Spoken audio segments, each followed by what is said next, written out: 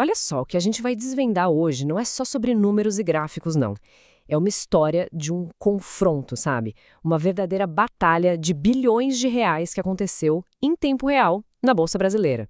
E os dados de fluxo de investimento contam essa história pra gente. Vamos mergulhar nisso? No centro de tudo isso, a gente tinha dois verdadeiros titãs do mercado, cada um com uma visão completamente oposta do outro. De um lado, aquele capital que realmente move as tendências. Do outro, a força que tenta ali defender suas posições. A tensão estava no ar, era máxima. E aqui, ó, tá o campo de batalha. É um cabo de guerra perfeito. No dia 20 de fevereiro, o investidor estrangeiro, o famoso gringo, estava vendendo com força, vendendo tudo. E do outro lado da corda, o investidor institucional local, comprando cada ação que o gringo soltava. Era uma prova de força, de verdade. Ok, vamos focar primeiro no que aconteceu no dia 20 de fevereiro, para a gente entender esse cenário mais pessimista. O que é que estava levando o maior jogador no nosso mercado a se desfazer das posições dele com tanta vontade assim?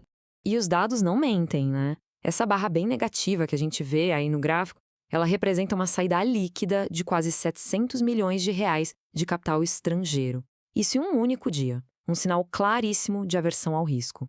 Mas por que essa venda toda? A resposta, na verdade, não estava aqui, estava lá em Washington. Os dados de inflação e do PIB americano vieram mais fortes do que todo mundo esperava. E para o investidor global, isso significa uma coisa bem simples. Os juros nos Estados Unidos poderiam ficar altos por mais tempo. E quando isso acontece, o capital faz o quê? Ele tende a voltar para casa, buscando a segurança dos títulos do Tesouro americano. Só que enquanto o estrangeiro estava saindo, tinha alguém do outro lado da operação, absorvendo toda essa venda.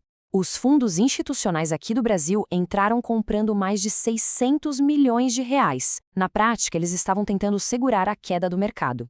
E essa frase, da análise da Primata Invest, captura o sentimento daquele momento de um jeito perfeito. O esforço local era gigante, mas a força vendedora do gringo, historicamente, é quem dita a tendência, quem manda no jogo. A pergunta que ficava no ar era, por quanto tempo eles iam conseguir segurar esse piano? Esse quadro aqui resume bem as linhas de batalha. De um lado, a gente vê os estrangeiros e as instituições financeiras vendendo, e do outro, os institucionais locais e as pessoas físicas comprando, acreditando numa recuperação. O cenário estava totalmente armado. Mas aí, em questão de 4 dias, algo simplesmente inacreditável aconteceu. O mercado virou de ponta cabeça. Aquele cabo de guerra se resolveu de um jeito que, olha, pouquíssima gente esperava. O mais interessante aqui é esse contraste visual. À esquerda, o fluxo estrangeiro lá do dia 20, uma venda massiva, vermelha. À direita, já no dia 24, uma das maiores barras de compra que a gente já viu. Uma reversão completa. O gringo não só parou de vender, como ele voltou comprando com tudo.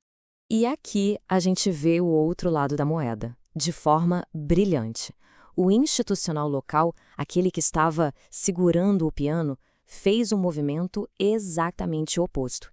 Eles viraram a mão, se tornaram vendedores, realizando lucros e passando suas posições para os estrangeiros que agora chegavam com muito apetite.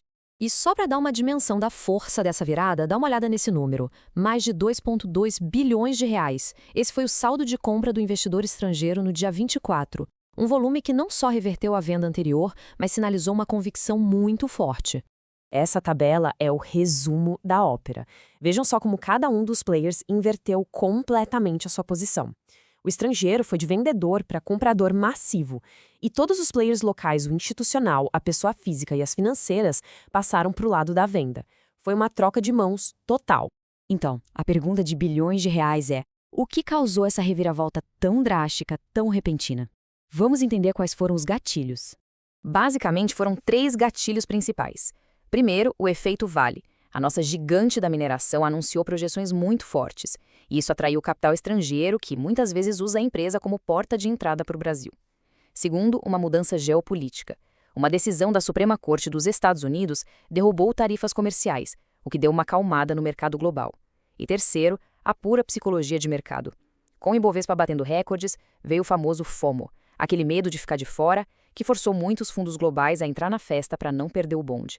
Certo. Depois de toda essa reviravolta, qual é a grande lição que fica, hein? Segundo a filosofia da Primata Invest, qual é o aprendizado? O conceito central aqui é o de Smart Money, o tal do dinheiro inteligente. Na B3, esse termo se refere principalmente ao fluxo do investidor estrangeiro. É o capital que tem volume e força para, de fato, empurrar a direção dos preços para um lado ou para o outro. E com isso a gente chega na regra de ouro, no principal insight de toda essa análise. Essa frase aí na tela, ela resume tudo. Quando o fluxo estrangeiro entra com convicção, apostar contra ele pode ser muito, muito perigoso. O trem do gringo tem força para levar o mercado inteiro junto. No fim, a história desses dias todos nos deixa com essa pergunta no ar. Com o principal motor do mercado ligado e acelerando, a grande questão que fica é: qual será o próximo destino? Para onde ele vai agora? E vale lembrar que toda essa leitura de cenário que a gente viu aqui foi baseada na estrutura de análise da Primata Invest, que se dedica justamente a rastrear o comportamento desses grandes players para a gente entender a verdadeira força por trás do mercado.